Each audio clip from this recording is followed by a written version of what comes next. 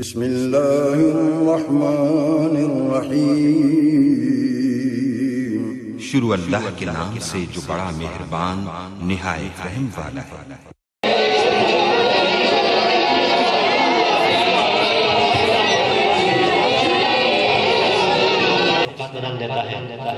اب میں دعوت دیتا ہوں مقرر شعلہ بیان، مقرر شہر انسان اور عظیم مذہبی اسکالر نائب صدر علماء کونسل محسن علی ساقی صاحب کو کہ آپ یہاں آ کر اظہار خیال کریں۔ جناب محسن علی ساقی صاحب۔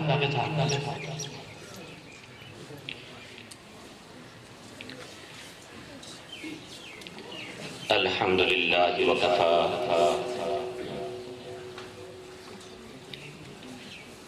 من اعتصم باللہ نجا والصلاة والسلام علی سید الانبیاء والمرسلین وآلہ الطیبین واصحابہ الاجمعین، اما بعد فاعوذ باللہ من الشیطان الرجیم، بسم اللہ الرحمن الرحیم۔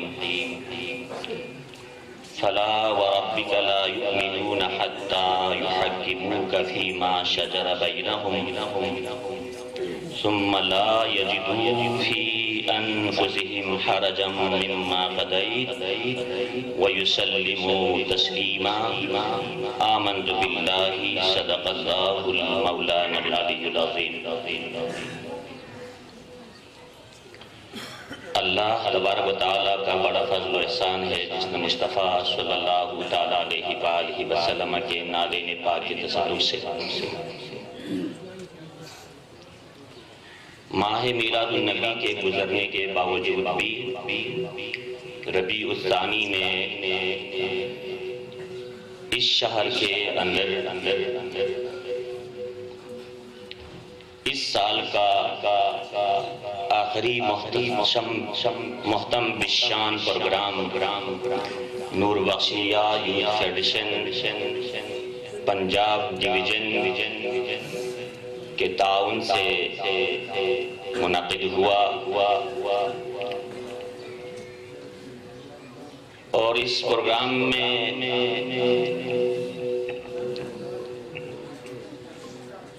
عقول العقلاء ہی نہیں بلکہ فہوم العلماء بھی یہاں تشریف فرما ہیں۔ میں چند لمحہ پہلے سوچ رہا تھا یہ نشست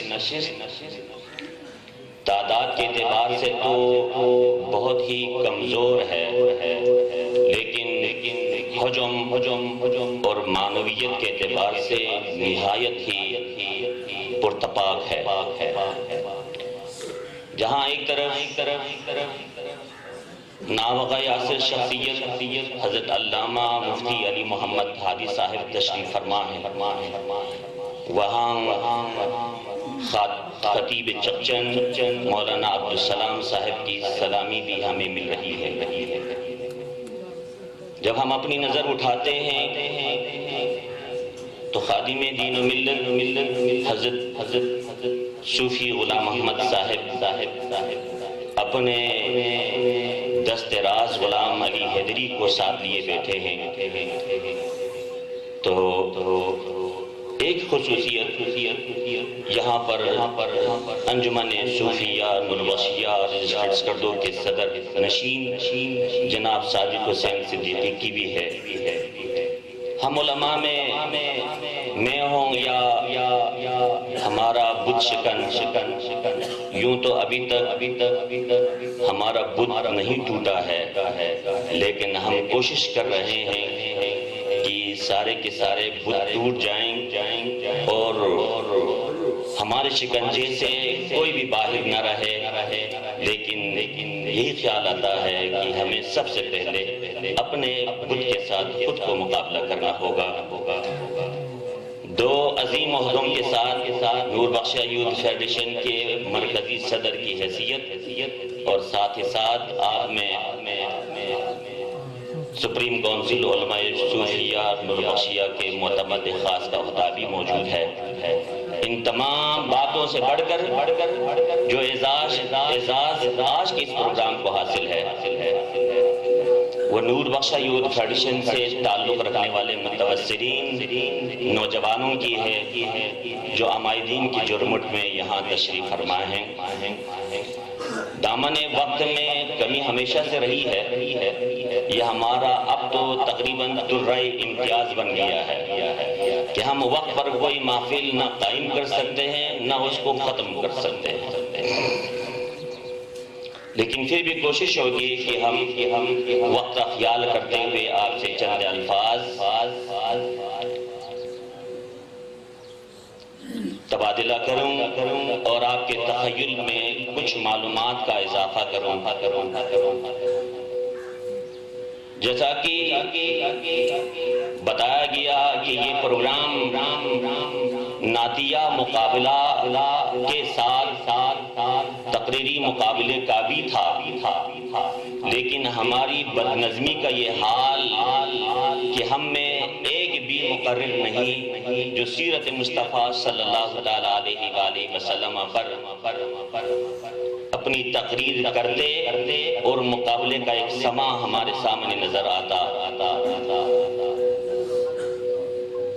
میں یہ سوچ رہا تھا کہ اسلام آباد کے کیپٹل میں اور ہر 2 منٹ کے بعد کیپٹل ٹاک دیکھنے والی نسل اگر یہاں پر آ کر گفتگو نہیں کر سکتے ہیں تو کیا کسی ٹیبل ٹاک میں آپ اپنا مدعا بیان کر سکتے ہیں؟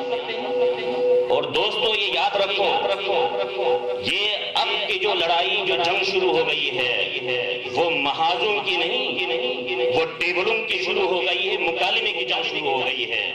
جو مکالمے کی جنگ جیت جاتا ہے وہ اپنا منشور دنیا کے سامنے پیش کرتا ہے۔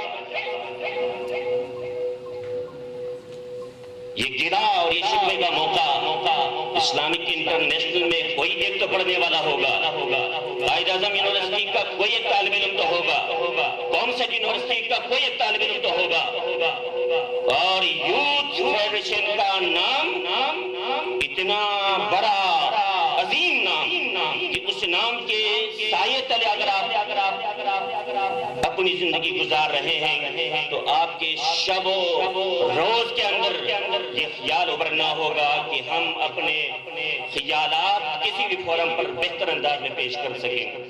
میں کئی ایک نقطوں کی طرف تنقید کی نظر سے نہیں، تعمیر کے رجحانات کو فروغ دینے کے لیے گفتگو کرنا چاہ رہا تھا۔ بینروں کی املا نویسی، کتبوں کے اندر لفظوں کی اغلاط کی بے شمار موجود تھی، یہ تمام کے تمام چیزیں ہمیں اپنے علم سے دور ہونے کی اور تعلیم سے بھاگنے کی اور ہماری روش کے اندر ظاہری سستی اور جہالت پنپنے کی علامتیں ظاہر کر رہی ہیں۔ دوستو آئیں پھر ایک دفعہ مڑ کر اپنا عظیم اثاثہ ماضی کی طرف چلے جائیں جہاں پر ہر قسم کا مسیحا موجود ہے، ہر قسم کی دوا موجود ہے۔ آپ دوا لیں، یہ دعا دیں گے، شفا اللہ خود دیں گے۔ لِكُلِّ دَاءٍ دَوَاءٌ، اگر کوئی اختلاف ہے، انتشار ہے، اختلاف ہے، ان تمام کی دوائیں بھی اسلام کے اندر موجود۔ اسلام ایک ضابطہ حیات ہے۔ بس قبلہ صوفی صاحب نے ایک نکتہ بیان فرمایا کہ ہمیں اپنے مسائل کی نشاندہی ہمیں خود کرنی چاہیے، اور جتنے بھی لوگ پرابلم سالور ہوتے ہیں، مشکل کشا ہوتے ہیں، جو پرابلم سالور ہے اس کو عربی میں کہتے ہیں مشکل کشا۔ وہ مشکل اسی شخص سے، اسی حوالے سے جس نے یہ مشکل محسوس کیا ہے، اس مشکل اور مہم معاملے کو وہ خود حل کر سکتا ہے، کوئی اور آکر حل نہیں کر سکتا۔ یہ جتنے بھی معاملات ہمارے پاس سامنے ہیں، ان تمام کا حل ہمارے پاس موجود ہے، لیکن شرط یہ ہے کہ اس حل کے آنے کے بعد اب کوئی نیا حل ہم نہ ڈھونڈ لیں، اپنے ذہنوں کو مزید انتشار کی طرف نہ لے چلیں، اسی کو حقیقی اور معنی طور پر اپنانے کی کوشش کریں۔ اور یہ صوفیہ کرام کا درہ امتیاز رہا کہ وہ کئی دن، کئی راتیں، مہینے، سال انتظار کرتے، جب ہدایت آتی، قرآن و سنت کی کوئی تحقیق نظر آتی تو اپنی پرانی روش اور عادت کو ترک کر کے نئی عادت اور نیا رویہ اپنا لیتے تھے، اور وہی رویہ لقد کان لکم فی رسول اللہ اسوۃ حسنہ کا غماز ہوا کرتا تھا۔ یہی تو اس لیے کہتے ہیں نا تصوف کو اسلام کا حسن، مصطفیٰ اسلام کا حسن، قرآن اسلام کا حسن، دین اسلام کا حسن، نماز اسلام کا حسن، زکوٰۃ اسلام کا حسن، روزہ اسلام کا حسن، حج اسلام کا حسن، کلمہ شہادتین اسلام کا حسن، اور اس حسن کی تکمیل کے لیے اللہ تبارک و تعالیٰ نے لقد خلقنا الانسان فی احسن تقویم کبھی فرمایا وَإِنَّكَ لَعَلَىٰ خُلُقٍ عَظِيمٍ، اور اخلاق عظیمہ پر فائز مصطفیٰ کے متبعین کے اندر سنت سے دوری کی کوئی عادت پیدا ہو سکتی ہے یا وہ اختلافات کے شکار ہو سکتے ہیں؟ ہرگز نہیں ہو سکتا۔ بات حتمی پہنچانا چاہتا ہوں، اور اب ہم نے اپنی روش میں بھی تھوڑی سی تبدیلی لائی ہے، یہ بھی رہے خیال ستانے کے ساتھ ساتھ ہم بھی بدل رہے ہیں زمانے کے ساتھ ساتھ۔ نعرہ تکبیر، نعرہ رسالت، نعرہ حیدری، حیدری۔ اللہ تبارک و تعالیٰ کا فرمان عادت یہ اپنائی ہے کہ جب انسانی ذہن انتشار کا شکار ہوتا ہے تو ہر ایک نے انتظار کیا ہے کوئی ازلی ابدی سرمدی ہدایت ملے۔ خود نبی پاک صلی اللہ تعالیٰ علیہ وآلہ وسلم پر بھی پہلی وحی کتاب کی پہلی آیت اترنے تک لوگ تعریف کرتے رہے، توصیف بیان کرتے رہے، بلکہ کہتے رہے انت صادق والامین، لیکن ان کے قول کے مطابق جب مقال الہی دنیا کے سامنے آئے تو اس کے بعد پھر جا کے جو ہے انقلاب آنا شروع ہو گیا، باتیں بنانی شروع ہو گئی۔ تو کتاب ہی مسلمہ ایک قانون، ایک دستور کا نام ہے۔ یہی سلسلہ چلتا گیا یہاں تک کہ سمنانی کا دور آیا۔ ہر دوست دوری چاہتا ہے، ہر ساتھی ساتھ دینے کے لیے تیار نہیں ہے، ہر صحبت کاریگر نہیں ہے، ہر قسم کی سہولت کاری زحمت پر مبنی ہے۔ سوچتا گیا، فکر کرتا گیا، بدلنا انسان کا نام ہے، بدل جاؤ بدل جاؤ بدل جاؤ۔ اگر خود نہیں بدلتا تو کوئی بدلنے والا آئے گا، جب وہ بدلا کے رکھو گے تو پھر وہ انقلاب کا سما پیدا کرے گا۔ نعرہ تکبیر، نعرہ رسالت، نعرہ حیدری۔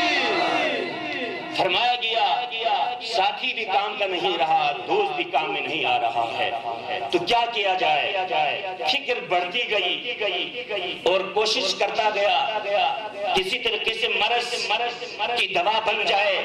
مریض عشق پہ رحمت خدا کی مرض بڑھتا گیا، جم دوا کی آگے جا کے دیکھتا ہے تو آپ ایک اور نقل فرماتا ہے خیر الجلیس فی زماننا کتابن، سب سے بہترین ساتھی جو فرینڈ ہوتا ہے وہ ہمارے زمانے میں کتاب ہے۔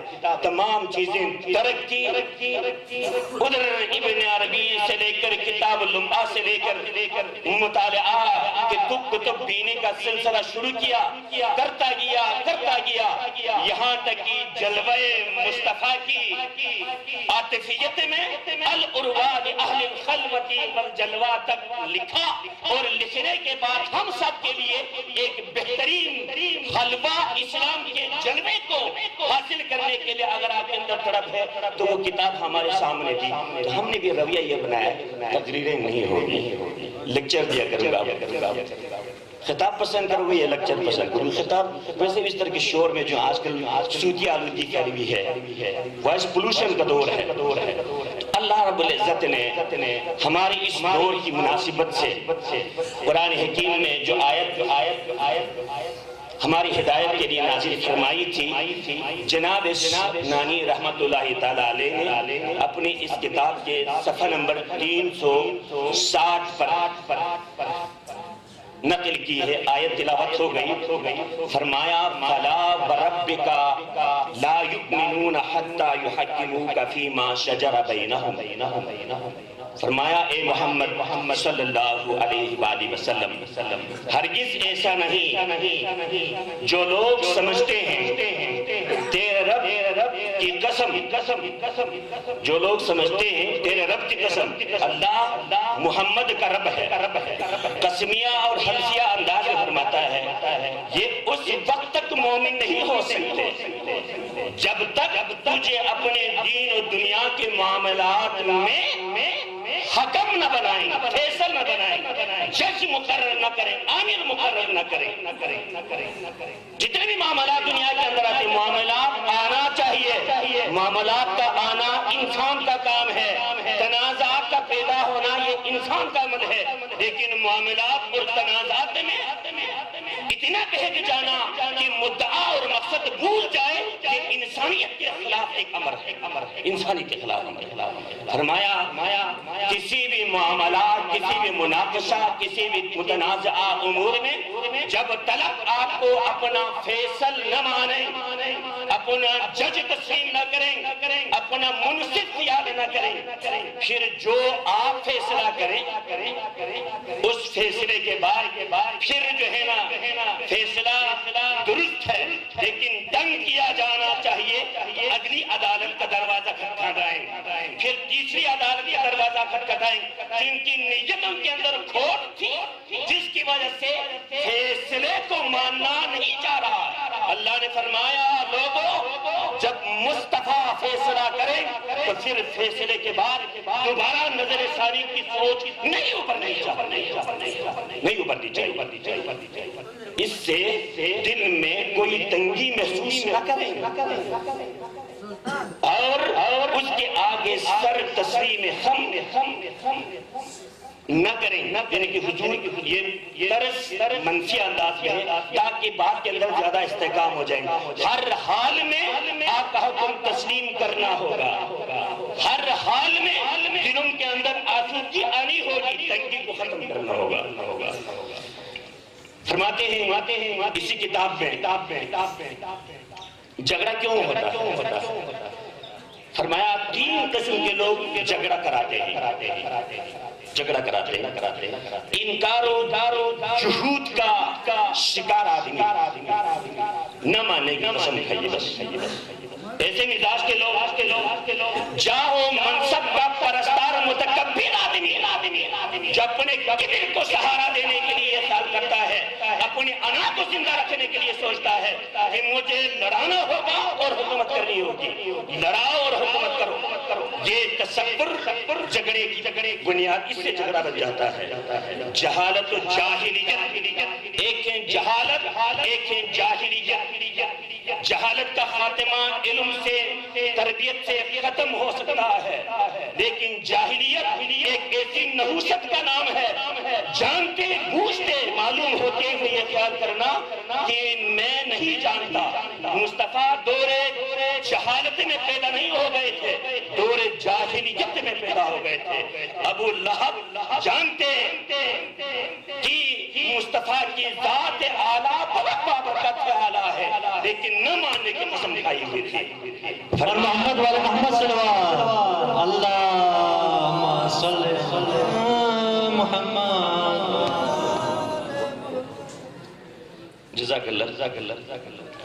تو جہالت اور جاہلیت میں مبتلا، رسم و رواج کی تقلید کرنے والا آدمی، فرمایا انکار و جحود کا شکار آدمی، اللہ تعالیٰ کا یہ فرمان آپ فرماتے ہیں پڑھ کر سناؤ، ما یجادلو فی آیات اللہ الا الذین کفروا، اللہ کی آیتوں میں سوائے کفر و جحود کے شکار آدمیوں کے کوئی جھگڑا نہیں کرتا۔ اللہ کی آیتیں بینات ہیں اور بین آیتوں کے آنے کے باوجود پھر ہم جھگڑے، تو یہ جھگڑے کی بنیادیں آپ کے سامنے آئی۔ جب جھگڑا آپ کے سامنے آیا تو مصطفیٰ کی ذات بابرکت آپ کے جھگڑوں کو سلجھانے کے لیے آپ کا حکم ہمیں ماننا ہوگا، اور کس طرح مانیں؟ یہاں پر ایک بڑی تفصیل آئی ہے، بجائے اس کے کہ وقت زیادہ لے لوں، اسی عبارت کو ہی پڑھ کے سنانے کی کوشش کروں گا۔ بہت ہی منطقی انداز میں، بڑی پیارے انداز میں بات آئی ہے۔ فرماتے ہیں نبی کریم صلی اللہ علیہ وسلم کے فیصلے پر دل میں تنگی ہوا اور بظاہر تسلیم میں خم بھی نہ کرے تو یہ کافر کی نشانی۔ اس کے برخلاف دل میں کوئی تنگی محسوس کیے بغیر اس فیصلے کے آگے سر تسلیم خم کرے تو یہ مومن کی علامت۔ تیسری صورت یہ ہے کہ دل تنگی تو نہیں مگر نفس و ہوا اور شیطان کے غلبے کی وجہ سے ظاہر میں اس حکم کے آگے سر تسلیم خم نہیں ہو رہا۔ تسلیم میں کوتاہی پر اسے ندامت ہے، توفیق کی کمی کا احساس ہے، اس لیے وہ اللہ تعالیٰ سے سر تسلیم خم ہونے کی توفیق مانتا ہے اور اپنی کوتاہیوں کی تلافی کرتا ہے، تو یہ مسلم کی علامات ہے۔ یہ علامتیں ہم نے نہیں بنائی ہیں، ہم نے کوئی اتفاقی فیصلہ کر کے اس کو امنڈمنٹ نہیں کیا، 19ویں ترمیمی بل نہیں ہے۔ یہ 7ویں صدی ہجری میں ہمارے شاید معاملات کا ادراک سمجھانے کو تھا، جس کی وجہ سے اس بات کو یہاں لایا گیا۔ چوتھی صورت یہ ہے خدا اور رسول کے حکم کے آگے باطل ناخواستہ جھکتا ہے تو یہ منافق کی نشانی ہے۔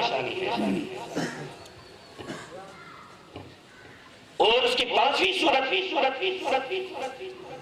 حالات عقلاً و نقلاً انہی چاروں صورتوں میں منحصر ہے، کوئی پانچویں صورت نہیں۔ فرمایا اس 4 صورت کے لیے آپ نے ایک فارمولا سیٹ کیا ہے، وجود الحرج فی الباطن، ایک ہاں سے حرج ہوتا ہے، ایک حلوہ والے ہاں سے حرج ہوتا ہے۔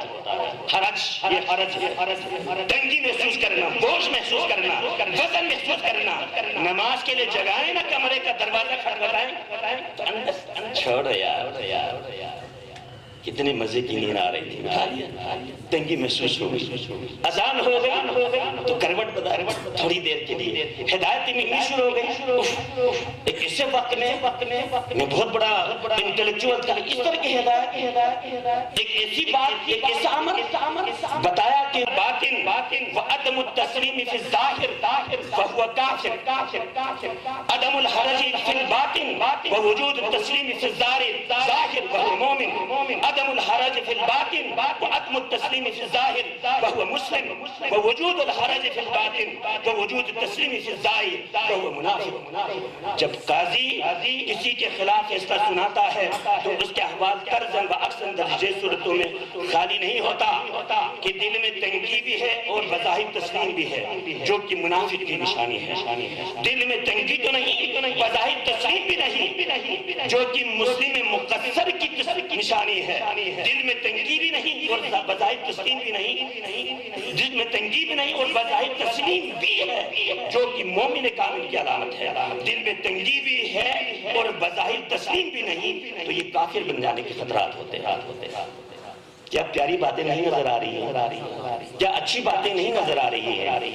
اور یہ حضور پاک صلی اللہ تعالیٰ علیہ وآلہ وسلم کا واقعہ جو اس کتاب میں لکھتا ہے، آپ کے شاگرد اور مرید کلی طور پر سر تسلیم خم کرنے والے ہیں۔ آپ صلی اللہ علیہ وآلہ وسلم اپنے کسی امتی کے ہاتھ کاٹتے، اسے قتل کرنے یا سنسار کرنے کا حکم دیتے تو اس کے دل میں آپ صلی اللہ علیہ وسلم سے جو محبت تھی اس میں ذرہ برابر فرق نہیں آتے، بلکہ اس حالت میں بھی عشق رسول سے لبریز ہو کر آپ پر درود و سلام بھیجتے۔ ہائے ہائے، اور یہ بھی یقین کرے کہ وہ سزا کا سزاوار تھا۔ سزا کا سزاوار سمجھنا ہی میں سمجھتا ہوں گناہوں کی تلافی کی پہلی علامت ہے کہ مجھے سزا کا سزاوار سزا کا سزا، اور سزا اس کے گناہ کا کفارہ ہے۔ اس پر نفاس حد سے تنگ دل نہیں ہوتا، صبر کرتا اور رحمت خداوندی کو بھی بار ہوتا ہے۔ آپ صلی اللہ تعالیٰ علیہ وآلہ وسلم کے حکم کیا کہ سر تسلیم غم ہوتا ہے اگر کوئی امتی اس شان میں آپ صلی اللہ تعالیٰ علیہ وآلہ وسلم کے حکم کیا کہ سر تسلیم غم نہ ہو جائے تو اس کی آخرت کا معاملہ ادھورا رہ جائے گا اور ابدی سعادت سے وہ محروم رہے گا۔ تو مصطفیٰ کے دن منانے کا ہم تمام مسلمانوں کا جو دن ہے نا، دین کا دن تو یوم آخرت کا دن ہے۔ مسلمانوں کا دن جو ہے نا وہ یوم آخرت کا دن ہے۔ یہ تمام دن ہم اس دن کے لیے کر رہے ہیں، اس دن کے لیے کر رہے ہیں۔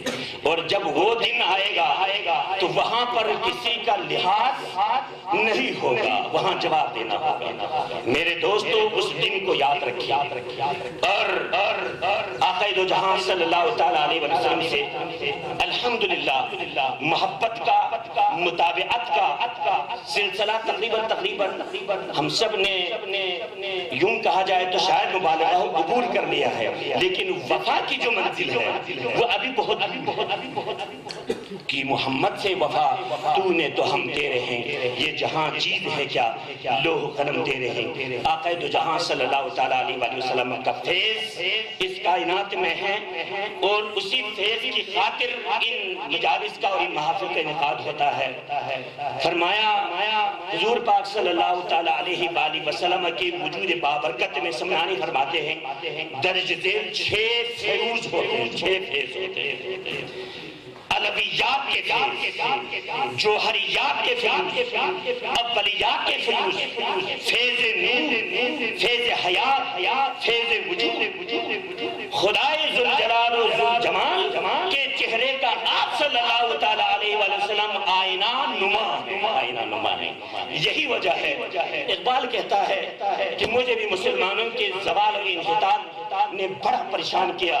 شب بدرستم از پیش خدامن، میں نے ایک روز اپنے رب کے حضور مراقبہ کر کے آنکھوں کی لڑیاں چھوڑ کر آنسو بہاتے ہوئے رونا شروع کر دیا۔ شب بدرستم از پیش خدامن، مسلمانہ را چرا زارو نظارو، یہ دعا کرتے ہوئے یہ تمنا کرتے پروردگار یہ مسلمانوں پر زوال و انحطاط کیوں آیا؟ یہ سوال رب کے حضور رکھتے ہوئے ندایت نمی دھانی قوم، اتنے میں ایک ندائی ارے اقبال تو نہیں جانتا یہ ایک ایسی قوم ہے دل دارت ولے محبوب ندارت، یا رب دل مسلم کو وہ زندہ تمنا دے جو روح کو تڑپا دے، جو قلب کو گرما دے۔ محبوب مصطفیٰ صلی اللہ تعالیٰ علیہ وآلہ وسلم کا مرکز بن جائے تو پھر وہاں انوارات و فیوز کی برکتیں عظمت آ جاتی ہیں۔ اور یہ علم کا فضل ہم پر اللہ تبارک و تعالیٰ نے دروازہ کھول دیا ہے۔ جہاں ماہر سمنانیات میں نے آپ کی اجازت کے بغیر جناب صوفی صاحب صدیقی صاحب اور حیدری صاحب سے پوچھے بغیر 3 شخصیتوں کے لیے 3 شعبے دیے ہیں۔ یہ شعبہ جہاں ان کے لیے اعزاز ہے وہاں ان تینوں کے لیے ایک بہت بڑا امتحان بھی ہے۔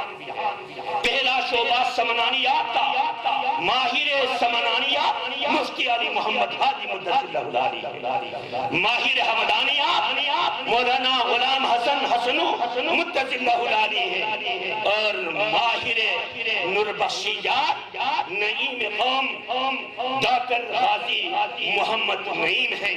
معارف نوربخشیہ انہوں نے مرتب کیا، اسرار شہود جست مصطفیٰ کی نعت، جناب نور بخش رحمت اللہ تعالیٰ علیہ کی منقبت، اولیاء اعظام کی کرامتیں، وہ ساری کی ساری چیزیں، یہ اعزاز اس حوالے سے ایک امتحان قرار دے کر آگے بڑھا رہا ہوں۔ جناب ہادی اب آپ کو ہدایت دینی ہوگی، ایسی ہدایت جو تفسیر نظم القرآن میں موجود ہے، التعبیرات المجمعہ میں موجود ہے۔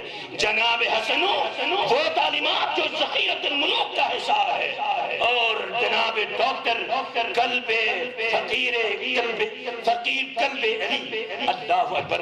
میں نے ان سے سوال کیا قلب علی کیوں کہا، قلب علی کیوں کہا؟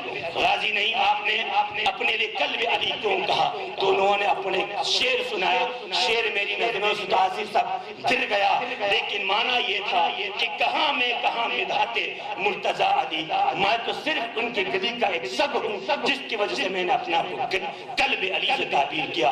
آپ قلب علی نہیں ہوں گے بلکہ ملت نوربخشیہ کے لیے آپ شیر ہوں گے، آپ ید اللہ کے سپاہی ہوں گے، اور یقیناً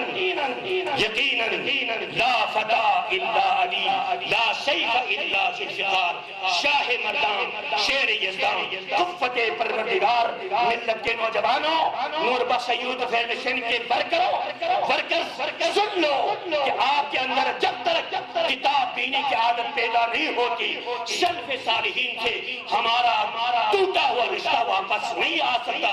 ایک بار عہد کر لیں کہ دائیں ہاتھ میں ہمارے پاس معارف نوربخشیہ اور بائیں ہاتھ میں العروال اہل الخلوتی والجلوہ کا میزان ہوگا، اور میں یقین کے ساتھ کہتا ہوں جناب نوربخش کے فیض سے اور جناب سمنانی کے فیض سے جب میزان کے ترازو کا پٹا وہاں لگا ہوا ہوگا تو سب سے بڑا عمل کا بوجھ اس میزان میں انہی کتابوں کا مطالعہ نظر آئے گا۔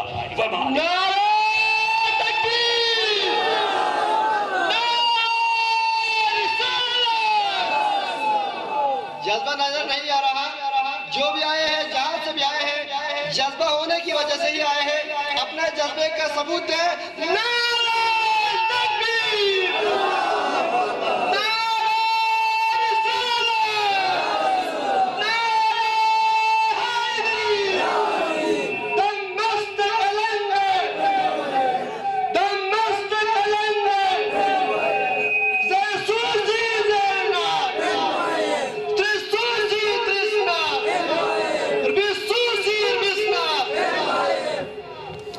ماشاءاللہ، جزاک اللہ۔